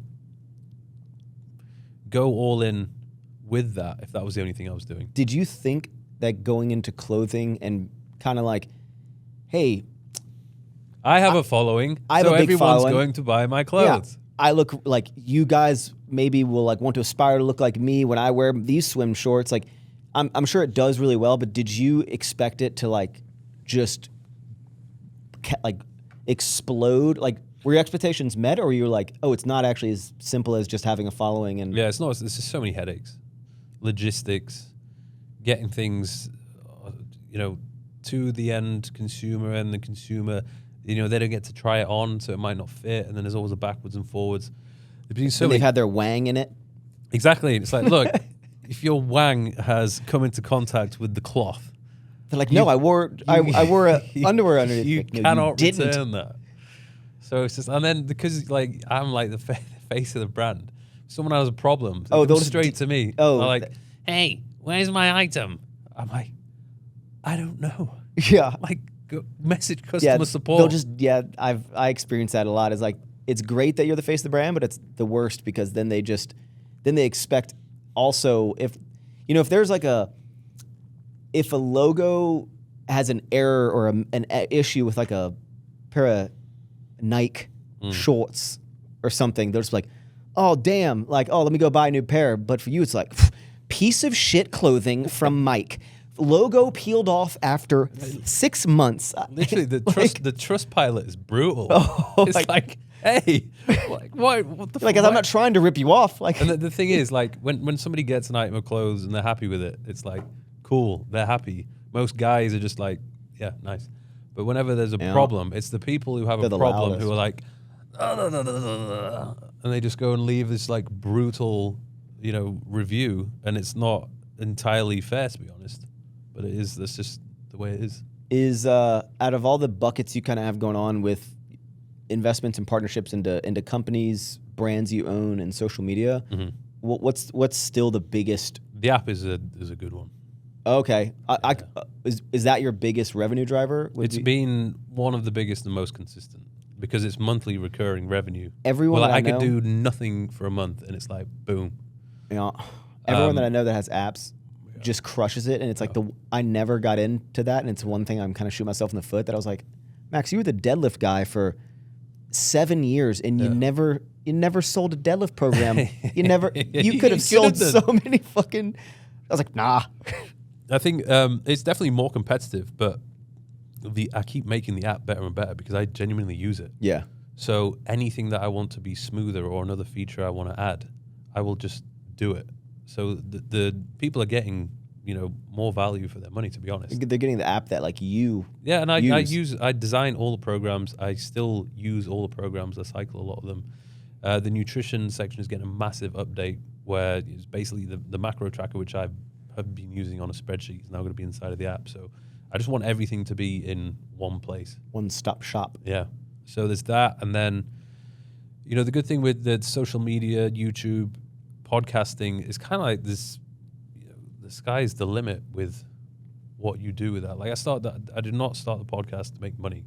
It's like, I'm not doing it for the money. There's loads of other reasons why I'm doing it. But, if you continue to build an audience and consistent listeners, then, if at some point you do want to launch a business or a product, you have the audience there. But it would be a product or a business that I genuinely believe in or would use myself. Like, there's one thing people don't give you enough credit for, and it's not promoting bullshit to them. Like, if you watch, like, from the very start of time, maybe not the very start, but for the majority of the time when I've been putting out content, I'm really not trying to shove products down people's throats the majority of the time. And if I do, it's something which I am using. Yeah, whether you use it or you think my audience will get value from this, even if it's like maybe not something I specifically use on a daily basis, but I see the value in it, and I think my audience would like benefit from it versus like, man, I'd probably have to hit the unfollow button the second you start being like, all right, guys, I launched this crypto coin, Thirst coin. Oh my fucking God, bro. I don't know how people can do that. Every time I see a new one, I'm like, oh, we lost another one. Yeah. And believe me, there's been opportunities. Yeah. There's so much money I have chosen not to take because I value my audience too much. Because you're a good guy. Yeah. Do you think you're going to be... Maybe that's to answer a question you asked me earlier, why people are still watching me. Maybe that's one of the reasons. Authentic. I mean, like you've evolved, but you haven't changed, right? Like you're not maybe the same Mike ago, but like you have the same characteristics, and you're not a whole different person in like a bad way. You're just like, hey, I've grown up, I've matured, I've changed a little bit, but like I've evolved, right? But I'm still the same dude. Do you think you'll continue to be like sharing your life 10 years from now? I think so. Start having a family, kids? I think so. It's not something I've thought about too much, but I would imagine because a lot of my audience is growing with me, they would like to see that. And I think if some people just go off social media. I feel like that would be, well, first of all, I would feel like I should be doing something and I'm not doing something. Yeah. Because whenever I go periods of times of not uploading anything, I feel like, you have an audience there who are like, give me something. Yeah. And if you're not giving them something, they're like, I'll go, follow someone else. Yeah, he doesn't like care about us anymore. Yeah. Kind of thing. So I think I would like to, like, one of the guys who I think has done it very well, Matt Does Fitness. He's a great role model for people who are looking to start a family because he's raised two really, amazing little boys. He's a good partner, and the content is like really wholesome. It comes at a cost of maybe having to publicly show your kids to lots of people. Yeah. But, I don't think that's the end of the world. Man, I know. Would you do it? Yeah. No, yeah. I think I'll keep. I think it'd be fun. Yeah. No, I love it, and I think even showing like my family, not in a way. Luckily, you're at a point where you don't need to be like, oh, I can't believe my baby did this. It's like you're just showing your life, and like the children are like a part of it. It's not. You don't need them to be the focus to like make money from them. So that's like what I don't want to do. You're not using your kids for views. Yeah, you're not like a family channel. It's like I don't really need to do it. So I'm excited to do that. Getting all those toy sponsors. Yeah, and I love sharing my life because what I like to do is like show that, I was like, I didn't think that I'd be able to achieve what I've achieved in life, and probably a lot of people bet against me as well, and probably didn't think that maybe I'd like have levels to my life and get to where I'm at now. And I like to show people that like it's possible to be. I'm a goofy, probably annoying to a lot of people, louder personality, but like I'm like, hey, there's a lot of people that are kind of like me. You can embrace your kind of goofier side and still be successful, right? And even with my relationship with Taylor is, I also want to show people what a really good relationship is. You're a role model to people. I'd never say that, but it's cool because I think there's so many there's so much content out in the world that's like, you know, never get in a relationship, never get married. Like you're good. And I'm like, guys, you know when you go to weddings and and they have the thing at the end and it's like, all right, if you've been married for like 20 years, stay on the dance floor, then 30, right? And when you get to the end, everyone's like at awe of the people that have been married for so long. And I'm like, my grandparents were together for 75 years. Yeah. Married for 75 And years. nowadays, everyone just assumes that can never happen again because like every girl wants to ruin you. And I'm like, I don't think that's the case. And I want to prove that it's possible again. Because I'm trying to actively seek out successful guys who are older, who've started businesses, made a lot of money, have had this success and are still in a happy marriage or relationship. And there's so many where they say, I am divorced. And it's just like, oh. Or like, yeah, I'm married, but I cheat. And it's just like, oh. I know. And the problem is a lot of people, if you're in a really happy relationship and you're like, hey, everything's going great, where people are just like, yeah, we'll just wait. Yeah. Like they're praying for the downfall so they can be right that monogamous relationships or getting married is a terrible idea. And I'm like, guys, like I don't like. What if you can be that older people at the wedding that have been like married for 20 years and it's like it's a beautiful thing and like it like stress free or not stress free but like less stressful it is having to like chase around women or just having someone that like truly loves you, truly, not just like on a surface level, like you're like this person is into me as much as I'm into them. And that's the biggest thing is like finding someone that like loves you as much as you love them and knowing that like you're not stressed. Like I've never once looked at Taylor's phone ever. I've never had the desire. I never ever look at phones. I've like traveled and then had the iPad and realized that all of like the photos and I'm like not one urge of me is like I'm gonna scroll through photos to see if there's any like no, I trust her. I know what she does. Like I don't need to do this, and I don't like how like the world is so like you're so naive, bro. She's doing all these things. I'm like, no, she's not. Like she's a good woman. I'm a good man. We're good people together, and I want to prove everyone wrong that like that men and women can coexist, live together, have a family, and grow old. And like you hear all the negative cases, but like I think it'd be cool to. Like no, it's definitely for sure. It's not easy. It's not, but it can be done. Yeah, but I think both individuals need to commit to it and work at it. And you need to be at the right point in your life. Yeah. If I tried finding someone when I was like 22, but it's a little simpler, when you're older. And the problem is when you're successful, it's like, hey, don't find a partner when you're trying because you need to build yourself up, right? But then they'll say, when you become successful, now the only reason a girl would ever be with you is because you're successful, and she would have never talked to you before you had money. And I'm like, what am I supposed to be alone? Like, imagine if you were single now, and obviously this news has come out about the sour strips. Like, would you have a harder time trusting women? Probably, yeah. I mean, you just, but I feel like you can. You can tell. Yeah. It's like Taylor's never once in our entire relationship, like, how much do you earn? Or like buy me something. Never, never, ever, ever has she asked me to buy her something. Never has like come home with random luxury purchase. Like, it's like there's like things you can just tell from someone who's like, oh, just like a normal person, like not using me for this or that. But it's funny that people will say that maybe a woman's only with you because you're successful. I'm like, so how do you find a woman when you become successful? Like, you can't, because they're all going to leave you and take all your shit. It's like, okay. Yeah, there is a lot of animosity between men and women, I think. And I don't think it's helped by social media. I think they're just, they're at each other. It's like a Mortal Kombat game, bro. Yeah. It's like, fight. It's a weird world, but I think, as you said, like we seem to be quite good at judging characters, and I think vetting them out. Maybe men need to be a little bit better at doing their research and just getting an idea of what somebody's like. Yeah, 100%. And that's what I like. Imagine just walking into like a load of red flags and be like, this is probably going to work. Yeah. Oh, yeah. There's so many situations that I see that I'll see even like friends that I've known that have been with significant others, or even girls, guys. I'm just like, what? Like they did this, and you're still. What are you doing? Like, and then you see social media where like the girl's in a relationship, but she's not posting the dude and still just posting half naked photos on her Instagram. DMs. Yeah.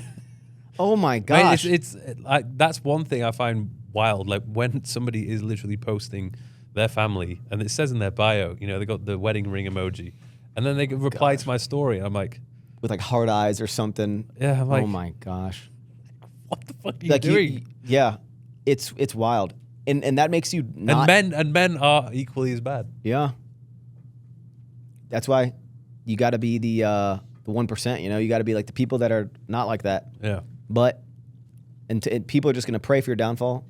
But we're gonna prove them all wrong. Hell yeah. Hell yeah, brother. Hell yeah.